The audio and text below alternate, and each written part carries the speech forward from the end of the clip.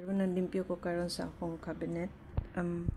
Niya ako lang nakita ng kuan ba, mga libro nga akong ipalit sa akong paningkamot nga ma-safe paunta ang among marriage.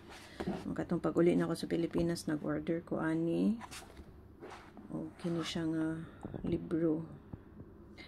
Pero ako ra may na-interest gid nga ma-restore ang among marriage kay ang iyang pamaagi is lahi. So nabasa na ako siya pero no use na, so okay lang. So ako na lang siyang gipalitan og kanang nipait na lang kog lain. I'll just help myself, i-change na lang nako kong mindset.